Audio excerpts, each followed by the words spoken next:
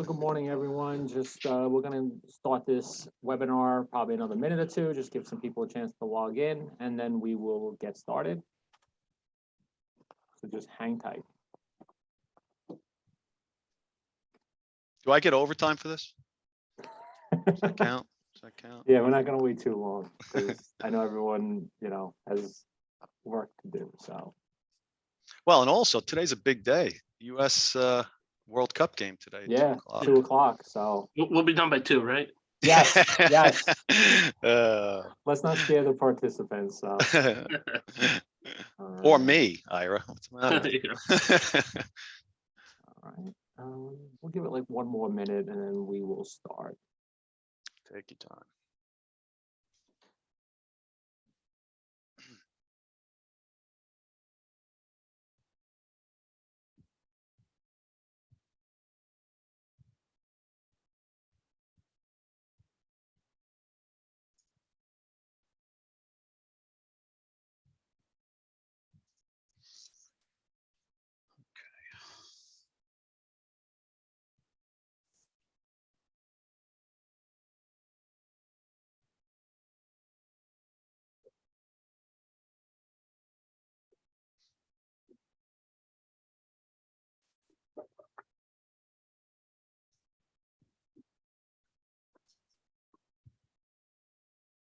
Michael, Linda coming on?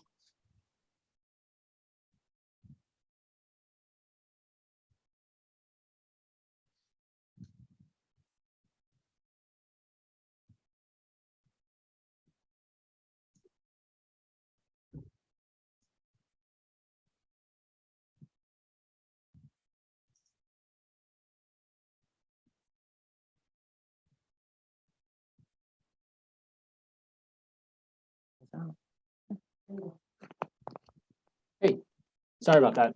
Yeah, so Linda is not going to be on, so I will lead the way. Okay. All right. So good morning, everyone. Thank you for joining us on this emergency preparedness webinar. My name is Michael Anderson. Let me turn my video on real quick. Sorry about that. So good morning. And so like I said, this is an emergency preparedness webinar. Like I was telling some of the presenters, Hurricane Sandy was 10 years ago on Staten Island. And if you're from Staten Island, you've kind of seen a couple of businesses have been affected lately by some fires and some other calamities. So we at the Chamber thought this would be a good idea to have a webinar about natural, disasters and really kind of prepare, not necessarily natural disasters, but anything and preparing. So lucky to be joined today by Ira Tannenbaum. He's the Acting Deputy Commissioner for External Affairs at New York City Emergency Management. We're also joined by Mark E. Russo, CIC. He is the President at RPM Insurance Agency, which is an Acrisure agency partner. And then we're also going to be joined by Patrick Bono, and he is the founder of Aurora Computer Tech Incorporated. So between the three of them, I feel like we have a lot of great information that's going to be shared. Just as a reminder, this webinar is being recorded and it will be distributed through our social media and other chamber channels. So if you have any questions or you think of anything after, you'll be able to definitely get a copy of that when it's all ready. So without further ado, I want to introduce Ira Tannenbaum from New York City Emergency Management. And Ira is going to start us off. So go right ahead, Ira. The floor is yours. All righty. Thank you very much. And I'm happy to be here, and I appreciate the opportunity to speak to the group and especially to people who've taken the time out of their busy schedule, especially with small businesses, to talk about this important topic. Just want to make sure we can move the screen. There we go. Mike, which way do you want me to move the? How do you want me to? You want me to present? I can open the presentation on mine. I'm sorry. Yeah, let's do that. Oh, I don't have participant screen sharing, so you might have to do it. Hold on. Yeah, that popped up for me too, Michael. Hold on. See if that works for you guys. Oh, there we go. Let me just pull this up. Let me share from the beginning. Yep.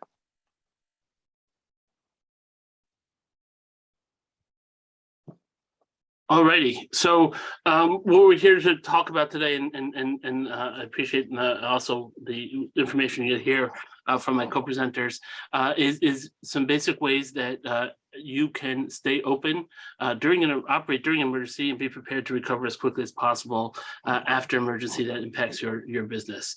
And the important thing we want to do is talk a little bit about why it's important for you to prepare.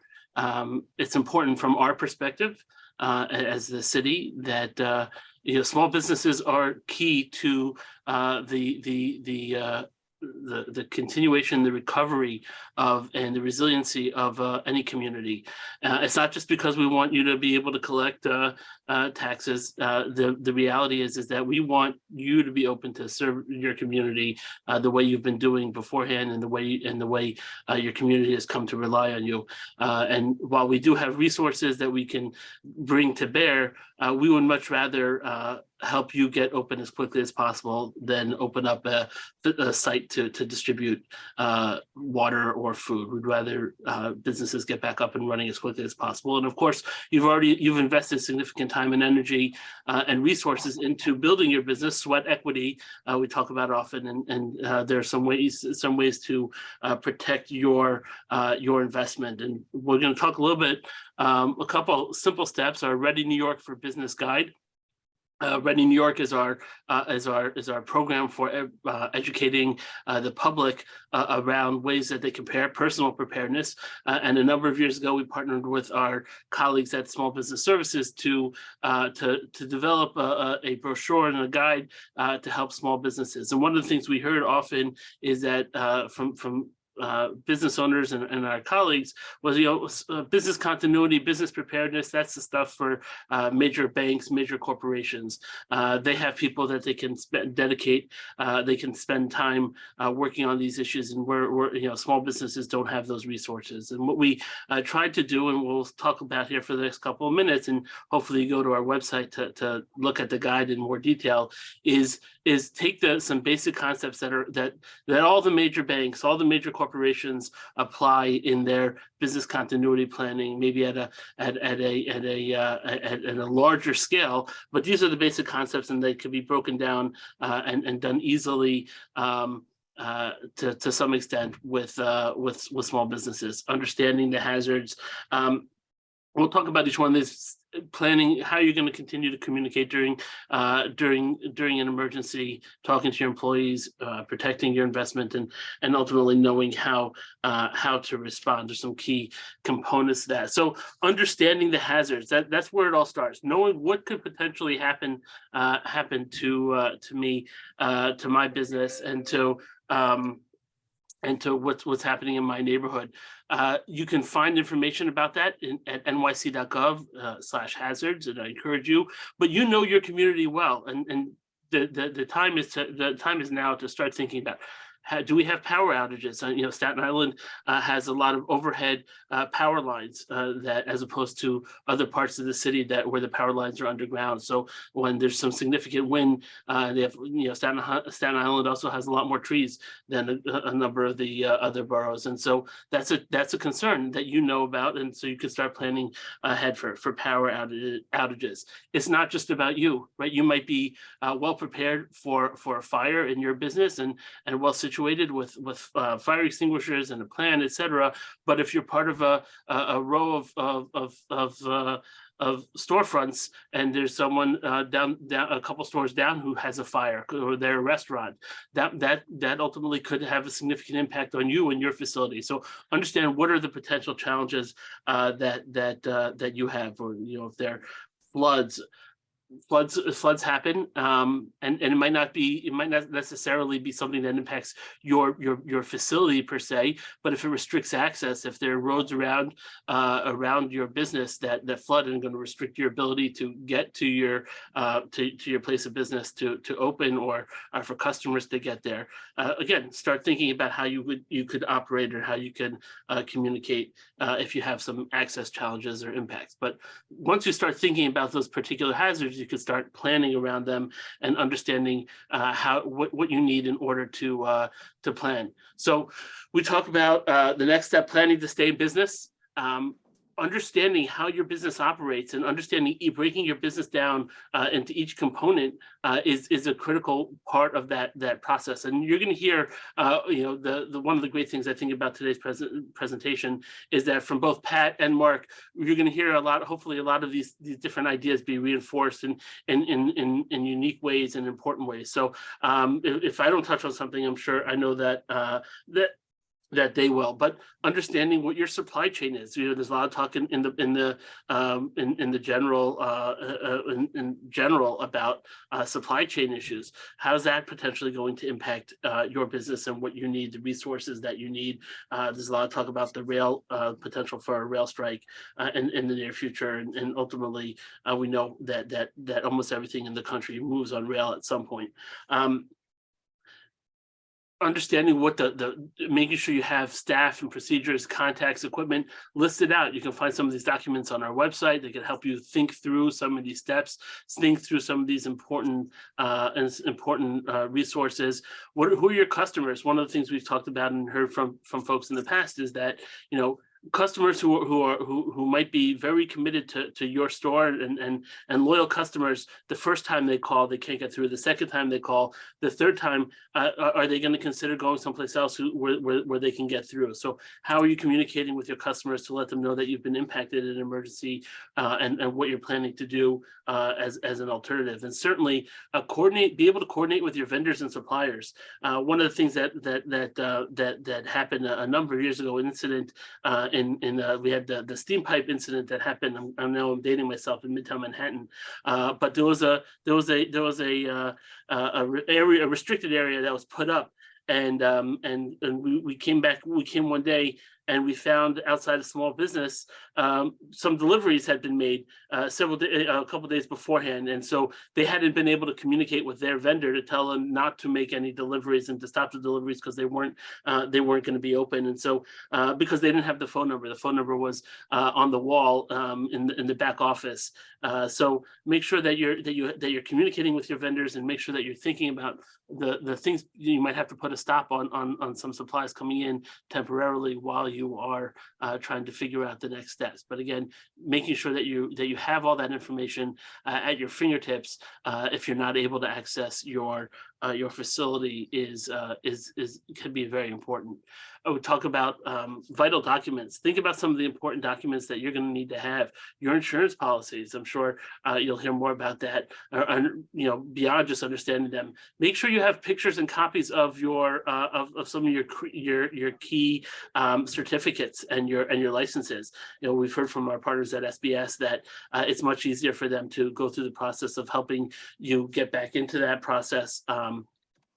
Get some of those certificates and licenses back if you have a copy, and you could show what you have already. But again, the important thing is to make sure that you have a copy, whether it's at home, a second copy, offsite, or at least store it in waterproof, fireproof containers in your facility. A lot of times when there's a fire, a significant amount of the damage comes from just the water, that the incredible amount of water that the fire department puts on the fire. So, and again, even if it's not in your primary facility, you could have some of those challenges. So think about some of these ways to keep these documents, and again, it's simple things as things as simple as having the phone number for your insurance broker, someplace where you can access it and not just in the file in the back of the office.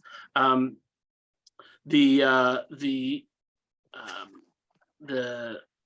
other thing that we want to make sure you do is that you're communicating with your staff and with your employees about what your expectations are. Do you want them not to come into work? Do you need them to come into work?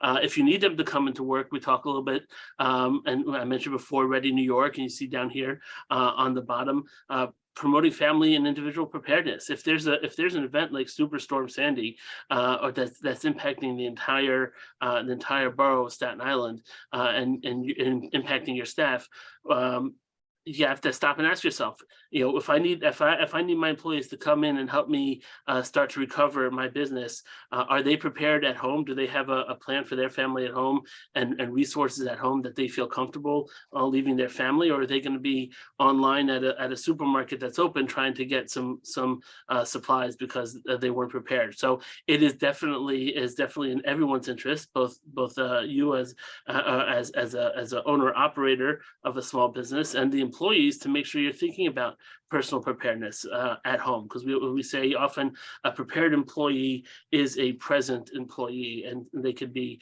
a big resource for your operation, and making sure that they have the right information through the process.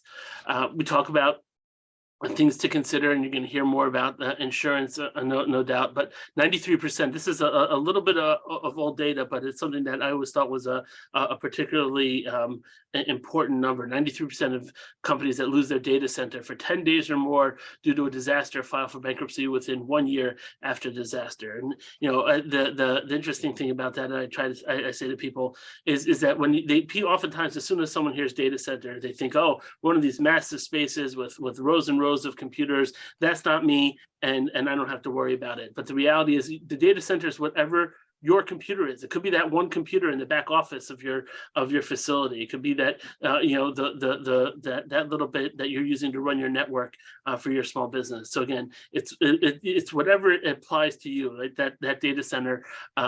Make sure you're making copies. Making sure you're duplicating it, offsite or up into the cloud.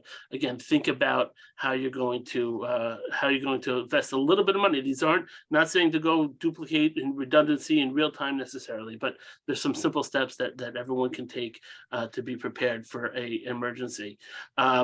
Knowing how to respond, that's of critical importance, is knowing how to make sure that if the emergency happens while you're in the facility, that you're going to be able to evacuate. Having a conversation, if you're a tenant and if you're renting space in a building as a store owner, store operator, have a conversation with the proprietor of the building, with the management company, to make sure you understand, where am I evacuating to. We've had plenty of conversations with businesses. I remember one in particular where they were planning on evacuating from their facility to go out to the loading dock and out the rear if there was an emergency in their store. And it wasn't until they had a conversation with their landlord when they found out that the first thing the landlord was planning to do was close the door of the garage of the loading dock, and have the staff person over there move to the front to help someplace else. Again, you're making plans, and that's important, but you have to make plans in the context and working with your partners who have some impact on that. I know this was pretty quick. Just a couple of items I want to leave you with, and we'll definitely be available. I'll be on to answer any questions, but don't be afraid of preparedness. It is not something that is, we know that everyone's time is important, but it's not as difficult or as expensive as you might think it is. These are steps that you can take very easily. You already take a few photos of the business cards that you've collected, your plumber, your electrician, your insurance guy, and make sure you have that information offsite so you can start that conversation as quickly as possible. A little bit of time now can prevent a lot of stress later on. You'll have the resources, you'll have the documents that you need. And of course, we like to say, and we believe that customers trust that a prepared business is going to be there tomorrow. Someone, if they know that, if they're confident in your effort, and you've shown that you're going to be open and available, then they'll be coming back because they know you'll be there in the time of need. So with that, I will say, I don't think we're taking questions right now necessarily, but we'll take questions later. Thank you again for the opportunity to share this information with you, and I look forward to continuing the conversation. Yeah, thank you so much, Ira. That was really informative.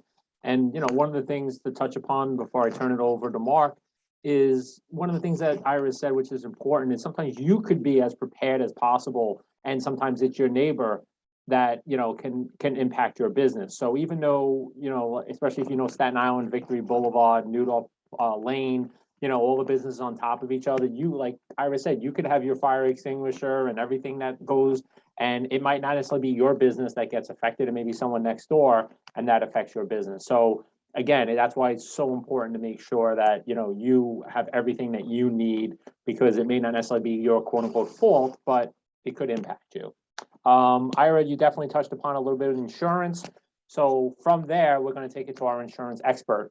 And that takes us to Mark E. Russo. Like I said, he's the president at RPM Insurance Agency, which is an Aquashore agency partner. So, Mark, the floor is yours. And thank you so much. All right. Well, thank you very much, everyone. Can you hear me, Michael? Yes, Okay. And you see the screen? I just see you right now. Oh, you just see me. Let's do this.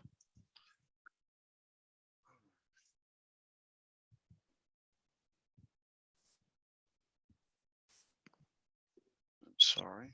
It's okay. One If second. not, I can call mine up and I can try to share my screen if that works better. Let's see here. Excuse me 1 second.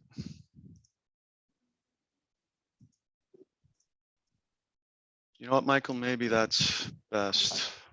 No See, I don't know why problem. it's Pull not it up. sharing screen. Oh, wait a minute. I think I got it. Okay. Let's go this now. Now, you got it? No, it's still you. Hmm. Hold on.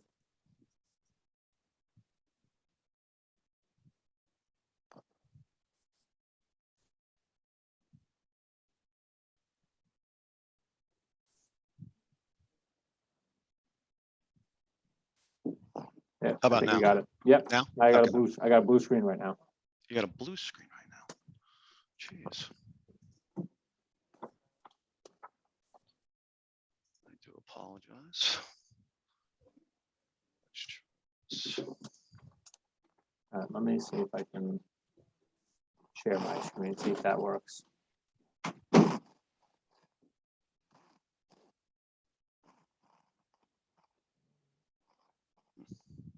Can you guys see the RPM insurance screen, Pat? Okay, I think that's a yes. So Mark, can you see that screen? Yes. Yeah, I Okay. can. Okay. Okay, so Mark, if you want to use that screen? Yeah, sure. That's fine. That works. Okay, and just let me know when this skips through. So, Mark, there is your contact information. If anybody has any All right. questions, there you go. All right, let's get rolling. Okay. So for today's purposes, what Ira touched on, and Ira, thank you for your presentation, and also to Alyssa Borger for helping with some of the collateral information as well. Ira brought up some great points about how to be prepared for a disaster. An EAP, an emergency action plan, is essential to a lot of this, but disasters come in a lot of different ways today, as we talked about. It could be something as common as a fire. It could be explosion, collapse. You had the condo collapse in Florida, structural damage. You've got active shooter, you've got civil unrest, and of course the severe weather, which is what's touched upon Staten Island. Fortunately, we don't end up with a lot of tornadoes or any earthquakes. Knock on wood, none of that ever happens. So most of what we are faced with are storms, wind damage, and the other causes that I discussed. So the other thing is probably one of the most important things that you're going to want to know in this presentation is also the claim process. I'm gonna bounce through some of the things that we talk about in being prepared. But one of the things that people always ask is, are acts of God covered? Those natural disasters. Well, the bottom line is the answer to that is simply no. Acts of God. Can you page down for me, Michael? I'm sorry, I'm not able to page down at all. So the term act of God is not written into a homeowner's policy or an auto policy. And I'm going to touch on homeowners policies as well here because, we're all homeowners, renters, and we own businesses as well. So within a standard homeowners policy, renters policies, and business policies, it covers the typical things that we just talked about. But two major exclusions within that policy are flood and earthquake. Those things can be added separately, but they do come at a cost, and it's usually optional policies that you have to be paying attention to. One of the key issues here in New York State, though, that you've got to be aware of is that bolded spot that I have there, anti-concurrent causation. Now, it's a complicated kind of term, but it's very simple when you really think about it. If you have a fire, but at the same time when that fire happened, and it happened during Sandy, a flood came in, flooded the building, and caused that fire. once you have multiple losses at the same exact time and one of them is excluded, that means all of them will be excluded. So during Sandy, a lot of time what happened is people had wind damage, they had electrical fires, they had other damage to their locations, but it was not covered because New York State has a law that's called anti-concurrent causation. So they do not permit, when flooding happens and it's excluded on a homeowner's or a business policy, you will not have coverage for any of the other damage. Now, some insurance companies were good about that. Some were very bad about it and denied coverage, but you don't want to be in a position where that happens. So would you page down, Michael, for me, please? Yep. So, you know, one of the things to consider while you're doing this is looking at covering some of those gaps. Obviously, earthquake is not one of them, but flood is. So flood can be provided by private carriers, a little bit easier to deal with, or you can certainly go to the National Flood Insurance Program. I'm not going to touch too much on this because flood insurance can be very complicated, very detail orientated, but it's available out there. It's ironic because we live on an island. We've had damage to our surrounding shorelines, and yet a lot of people, unless they're forced to buy it, they really don't. It can get very expensive, and I do understand that. But at the time of a loss, it only matters what insurance you have when it matters at the time of a claim. So it's incredibly important that you consider it, you look at it, at minimum, get a quote, get a number, and there are multiple ways to do it. You can contact your agent, you can contact the National Flood Insurance Program, you can contact the private insurers if you want directly, but it's better to deal with an agent that can get you multiple quotes and give you some options on payments, et cetera, et cetera. Page down for me, Michael, please. One thing to keep in mind on the page prior, you don't need to go back, but on the page prior is most flood policies cannot be bound without a 30-day wait period. They do that because today you get a notice that there's going to be a hurricane. People try and put coverage in place tomorrow. That's not what they want. And then they cancel it right after the hurricane. So you've got to be aware of that. You do have a 30-day wait. So if you, other than maybe going to a closing, there are accommodations, but for the most part, that's really what it is. So this floodsmart.gov screen that I have up here is just a resource for you. It gets you a lot of different answers from a commercial standpoint, a business standpoint, a homeowner standpoint. And then we as agents, we can access this site and get your flood zone. And then through your engineer and your architect, you can get it an elevation certificate to understand that. Okay. Interestingly, in the United States, people are expecting weather to get worse. Okay, so we've all seen the weather in our country. We've seen it worldwide: tsunamis, earthquakes, fires, hurricanes. Just recently, a horrible loss of property and even life. So, as Americans, we're not blind to this. So it's about being prepared. Just like Ira said, and I'm sure Pat's going to say the same thing. It's about being prepared. Page down for me, please. So being prepared is like Ira said, is putting a plan in place is the biggest thing. Communicating that plan, and then finally, don't just put it down to paper. Practice it. From your business, from your home, practice that plan. Talk to family members, talk to your employees, make sure there's coordination points, make sure you have lists. And what Ira talked about too is having a secondary location for all of these things. As a business owner in Staten Island and specifically here for the Chamber of Commerce, we're a business of small businesses. We're a community of small businesses. And it's so important that when a disaster does strike, that we have our information somewhere else. I'm sure Pat will talk about that with regards to backup and stuff, but there are some folks that still like the old paper files. So take that stuff home with you. If you're insuring your home, take it somewhere else, put it in a fireproof safe, put it in a fireproof file cabinets, but try and do your best to do an inventory of all of your content, your business, personal property, your home property. Do an inventory and update it as often as possible. Videos, photos are incredibly effective. If you have receipts, keep them. If you don't worry about them. But photos and video are very effective for after the fact of buying something. And like I said, update it as best you can. And when you're planning something like this, it's also important to consider special needs for either people, family members, or even pets. These are all things you have to consider when doing an EAP and planning on some type of an evacuation. Okay, page down. So just to skim through this, the EAP should be followed carefully. And what Ira said before, a prepared business is a business that people want to do more business with. And I think it also gives the owner and the management a sense of security that you're prepared, that leadership from the top is prepared for a situation of all types, including active shooter and all the things that we go through in some of our exposures that exist here on Staten Island. And if you practice it, it will make a lot of difference. You know, there are going to be situations, as Ira mentioned, that employees need to evacuate. Be aware of them.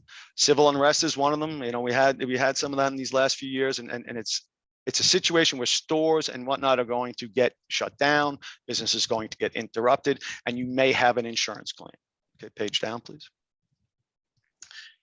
So one of the things we talked about was the weather and whatnot, but fires are often the most common thing that happens. So, you know, be prepared, have fire extinguishers on hand, no emergency contact information numbers, immediately call 911 or activate your fire alarm. If it's not central station, call 911. And if you are authorized and trained to do so, have a working fire extinguisher handy and use it. Okay, page down, please. So when you're thinking about insurance for your business and or your home, as a matter of fact, it's about having the right policy, which includes the right coverage and the right amount. It doesn't hurt to have an agent or a company that's been around for a while, that has the history of paying claims well. And when you're looking at the Better Business Bureau or their online reviews, take a look at what people are saying about their claims. It's often an indicator of how they'll handle a claim come claim time. And like I said before, that's the only time that this really matters. There are things that when Ira talked about having to go somewhere else and to try and move your business somewhere else, within a business policy, there is additional insurance that provides for you to go elsewhere temporarily and operate at another location. So talk to your agent about that if that makes sense for you. Maybe it doesn't. Maybe New York City gets us back into business quicker and we don't need to operate somewhere else, which can become very difficult, as you can imagine. When it comes to your home, the same thing happens. Your home fire, something happens at home, storm damage, you can't occupy the house anymore. There are additional living expenses that go and they pay for a hotel or other space for you. And they do it on a temporary basis until you get yourself back and the ability to move back into your home or move back into your business. If you're a renter and you don't own, get renter's insurance because it provides the same type of coverage. Once again, the disaster preparation, make sure it's a written plan, train your employees, store emergency supplies on and off site, and make sure all of the pertinent information is stored off site as well. And I'm certain Pat's going to talk about that because everything these days is on computer. So it's going to be incredibly important that what Pat tells you, you follow, because when we lose data, as we said, data center could be your little laptop sitting in front of you or an entire site somewhere else. If that goes down, you want to be prepared with some type of redundancy, and I'm sure Pat will give you a way on how to do that. Next screen, please. Okay, I'm sorry. So inventory, again, just making sure that you have all that, because come claim time, you're going to want all of that. And if anything's not covered from an insurance policy, you're going to want to make sure that you're providing that to any New York City, state, or federal agency that can provide other assistance that was something that wasn't covered. And if it's not covered anywhere, you're going to want to be able to write that off with your account. So that's also some good advice for you. On next, you can go to. So the results of this preparedness poll, go to the next one, please. It was interesting. You know, homeowners and businesses, it was very interesting. I found is that 1 out of 5 people in the United States, consumers, felt that their policy covered flood. And ironically, almost a third in the South, where they have the majority of this problem, they think that their policy covers, their standard homeowners or business policy covers flood. It does not. It is absolutely excluded, and you need to cover it elsewhere. You would either, like I said, through the national plan or a private insurer, but it's something that you have to be prepared for and consider, and then also accept. If in fact you decide, I don't want to insure it, I'm not going to pay those premiums, you have to be willing to transfer that risk back to yourself so you're prepared for it. Okay, now here's the critical part from my standpoint is how to file an insurance claim. I'm not going to go into tremendous detail, but the bottom line is that there are steps that you need to take immediately. Contact your agent or your company immediately. Have those phone numbers somewhere handy, your wallet, stored into your phone, separately at home, in a safe, wherever it is, so you can contact that immediately, because there is a time period. Even during a natural disaster, they do give accommodations and some leeway, but there is a time period you have to report a claim. There's also a time period that you have to secure your property if possible. So you're going to want to contact your agent or company, make sure that you have the right coverage, put the claim in, don't let the claim rep right there or you decide right there come claim time, put the claim in, let the process work its way out. And at the end of it, you never know, something you thought wouldn't have been covered might be. So run through the entire claim process. And the other important thing is pay attention to your deductibles. Deductibles are pretty standard stuff. I'm going to skip down to a screen later, but deductibles right now are simple. Okay, you have a $100,000 home and you have a $5,000 deductible. The whole place burns down. You're getting $95,000. It's that simple. But the thing to consider in natural disasters, specifically in flood, in windstorm, and in hurricanes, there are what we call percentage deductibles. So percentage deductibles are tied to the value of your home. I'm going to use this for round number purposes, just so we get a sense of what I'm talking about here. Percentage deductible. So your home is $100,000. The windstorm deductible with your homeowner's policy or your business policy is 3%. You may have a $500 deductible on your regular policy, but that percentage deductible is going to be applied when it's windstorm or hurricane. So if it's a 2-3% deductible and the building's worth $100,000, your deductible is now $2,000 or $3,000. When you're buying your policy, make sure your agent or the company explains that clearly to you. You want to be prepared that when those big claims happen, that you have enough coverage and that your deductible is not killing you for what the ultimate claim will pay you. You want to secure your property. You want to make temporary repairs. You have to be mindful of the temporary repairs that you make. You don't want to go overboard. You want to get it approved by the claims adjuster, but you also have to secure your property. So if there are things you can do to make sure that no further damage happens to the property, boarding up windows, shutting off electric, all these things that can help prevent further damage and further loss to the property, you want to make those repairs and those accommodations quickly. That is permitted by the insurance company. You want to save everything that you are planning on throwing out or was damaged, save it or video it. Video and pictures are tremendous. If you don't have an area to store the stuff, then please make sure you keep documentation. Identify all the problems you may have in your business and your home. Go through it very carefully before the claim rep shows up. There are what we call public adjusters out there that can help you. They work for you. They don't work for the insurance company. You can have them help you directly, and they'll act as an advocate. They take a percentage of the claim total at the end. You can negotiate that. That's a way to get an advocate for you that knows the business. Or you can just be as prepared as Ira said before and make sure you're doing this stuff beforehand so that when the claim does happen, you're pointing out to the adjuster, hey, there was a crack in the wall. Hey, there was some missing roof tiles. You know, my electrical system got bogged down from the amount of water or from fire. These are all things that you want to be prepared for at the claim time, because when it comes to these natural disasters, these claim reps are absolutely overwhelmed. So you want to be the non-squeaky wheel. You want to be the easy one so they can get you off their desk and paid really quickly. Okay, you can keep going. We'll go past all the deductible stuff. Yep, we talked about that. So when you're filing a claim, you're going to want to get bids from licensed contractors, Staten Island contractors. Stick to the local businesses. You get a better deal, a better job, and most likely more attention paid to you if you're using contractors. Get multiple bids so that you can show the insurance company that you've gotten multiple bids, and they may not necessarily say take the cheapest one. As long as everything's within reason, they'll work with you there. And like I said, you cannot be more prepared for a disaster than what we're telling you here. If you do all of these things, and once Pat comes on and talks more about the IT side, if you prepare, you practice, and you make sure you store things properly and you do the proper documentation, getting through a natural disaster with an emergency action plan can get you through a claim and get you back into business right away. And if at the end of the day you need help and I'm not your agent, don't worry about it. We're all members of the Chamber of Commerce. I'm a member of this community. I consider myself a civic activist and someone that wants to help our community. So call me. I'll happily walk you through any problems, or I'll at least give you some advice on how to get through it. Thank you for your time. No problem. So thank you for that, Mark. And, again, how important it is to know what you need to do after, Hurricane Ida last year happened. I had the opportunity to walk around Staten Island, check on small businesses. And I did go to one business that basically said, oh, my landlord told me to throw everything out. So like their refrigerator and all the refrigeration, like they threw it out in a day or two. And as you know, for insurance purposes, that's not a smart move. So obviously, as Mark said, get yourself, an insurance rep that has been on Staten Island or understands the culture and the community. And then more importantly, call them right away and tell them something happens, because just because you might have been flooded doesn't mean the person down the block was. So, you know, you definitely got to follow through with your insurance person. And we talked about the IT side, so that takes us to Patrick Bono.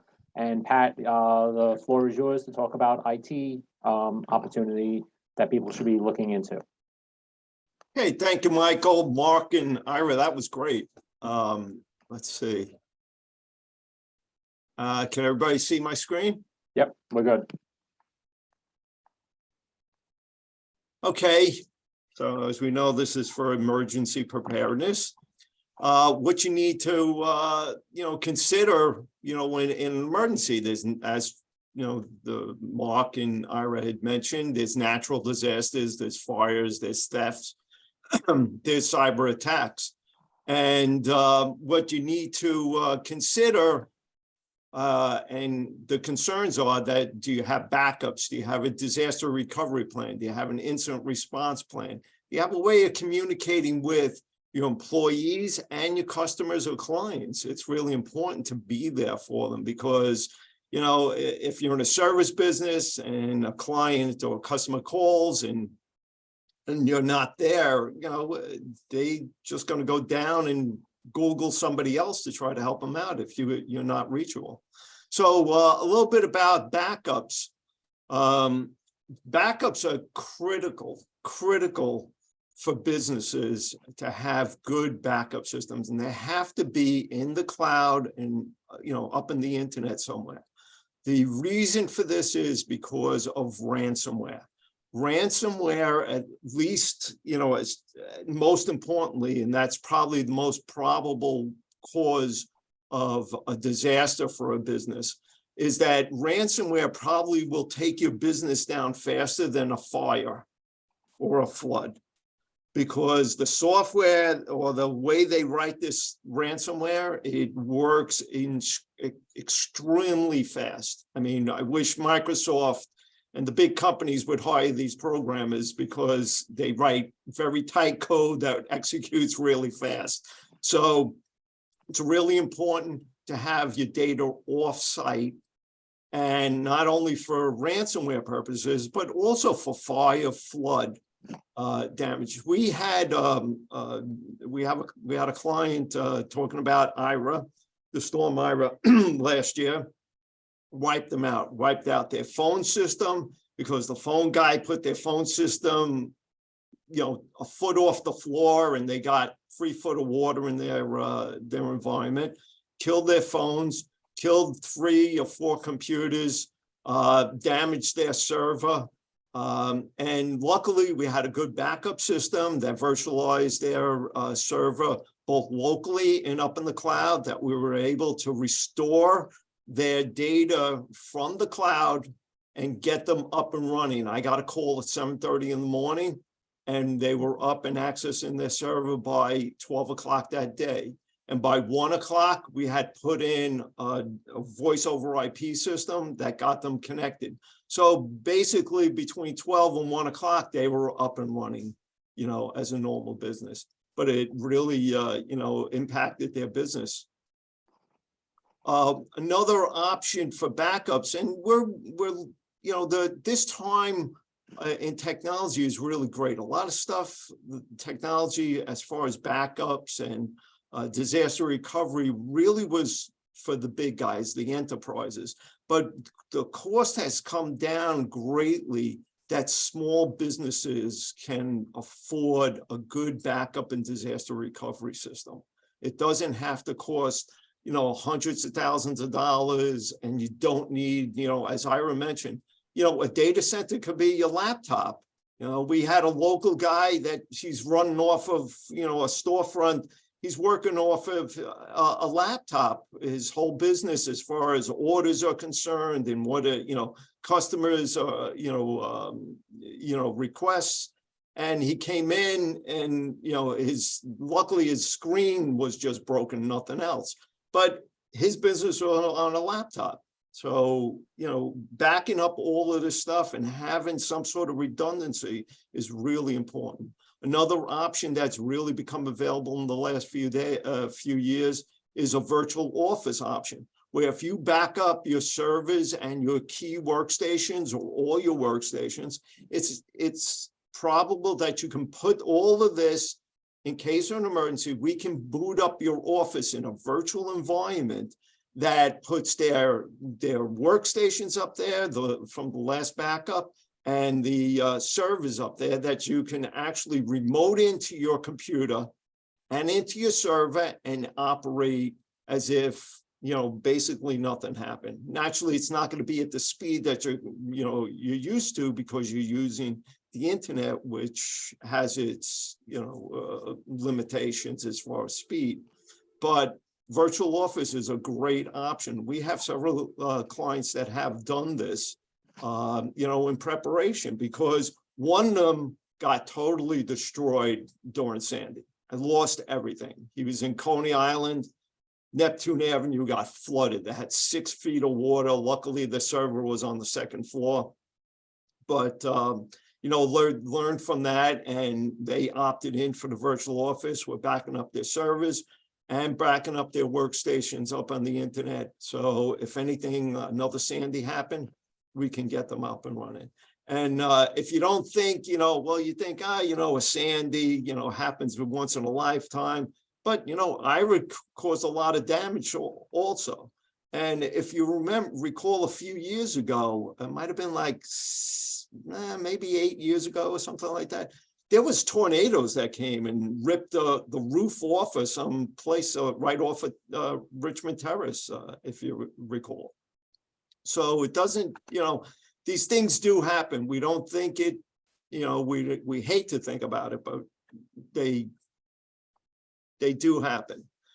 What you need is a disaster and recovery and business continuity plan. That's, mentioned before with the others. But you do need to have some sort of strategy as to what happens, especially if it's IT related and it's data and you're losing your data. And, as Ira said in his presentation, yeah, businesses do go out of business. They file for bankruptcy.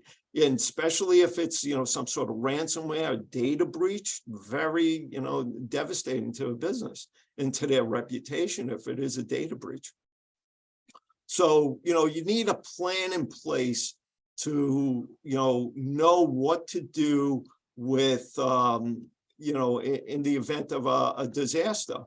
There's incidences, procedures that you got to go through, which you have to take into consideration is your technology infrastructure. So in a disaster recovery plan, it lays out all of these things. So this way, in the event something happens, you're not scrambling for, how do we get our computers back up? Or, well, what's happening to our data? Do we have a good backup and stuff like that? So, it's important to have those in place. The next thing is the incident response plan. And this doesn't only have to be for technology, but it also has to, do with any kind of, fire, flood, natural disaster. But it's important to have this in place, and it's important to have it both, as they both mentioned, on site and electronically where it's easily accessible. And it should not only be the information that the business owner holds, but also, your key personnel is someone else, because Murphy's Law says something, a disaster is going to happen when you're on vacation or, not available. So everybody should know where this documentation is. It should detail things like, do you have if it's fire or even a cyber attack, do you have a redundancy plan as far as where, you're going to have that data redundant? And let me just go back to the backups. It's important to have the backups done also throughout the day, not just once a day, because those backups, you can lose a whole day's worth of business in, if you're only backing up once a day. Those backups should be done periodically through the day. Typically now we can do them without interruption every hour. So it's important to have that redundancy. You might need a data recovery site.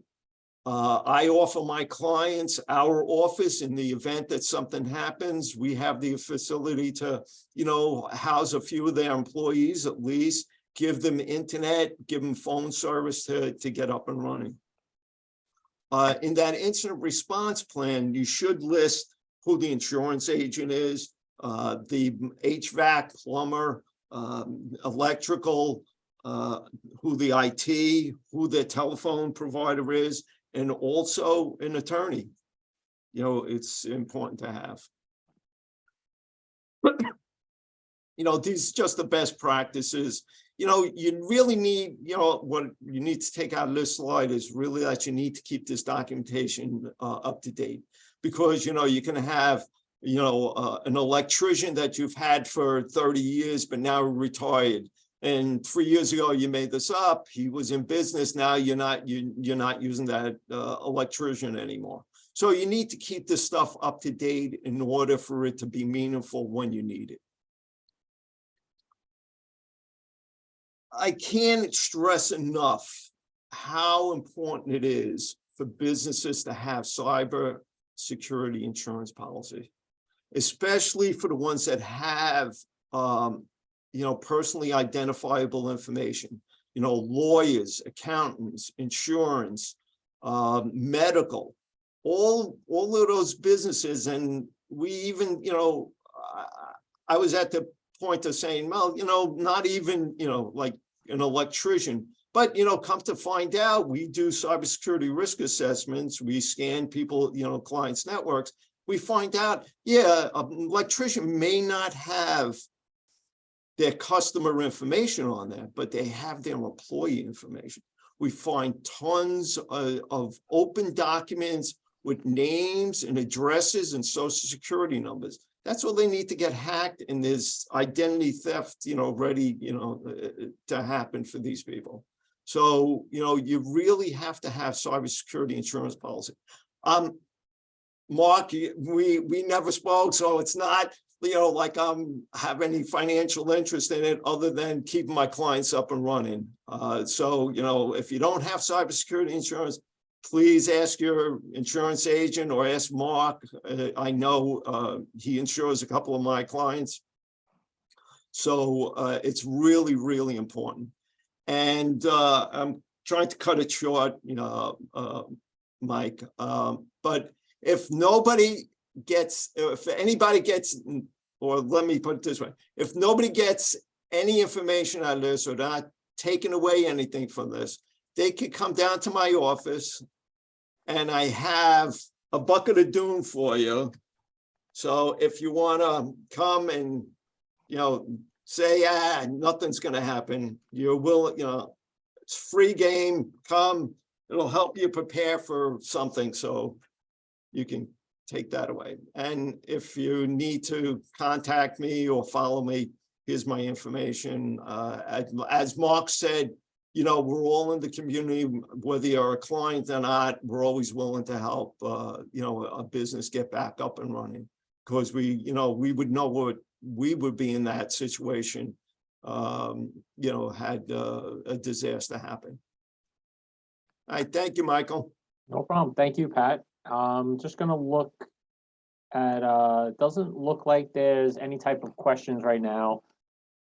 Just anyone that's still on this webinar, just to let you know, if you have any questions, you think about anything afterwards, you could definitely contact me here at the chamber.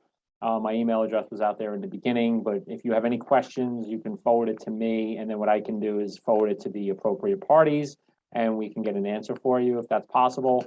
And just, the last thing before I sign off, I think everyone spoke about being prepared, and I think Mark was the one who said it. If you find out a hurricane is coming in 2 days, you can't call your insurance person at that point and try to get the insurance and then try to cancel it. And, everything that everyone spoke about today, it's about being prepared. And, this is the holiday season. We understand everybody's busy right now, but, that's something that maybe you guys, maybe you can think about from different people. If you normally have a lunch with Pat every January just to see how the holidays were, maybe that's when you go to someone who's a friend and they need IT help.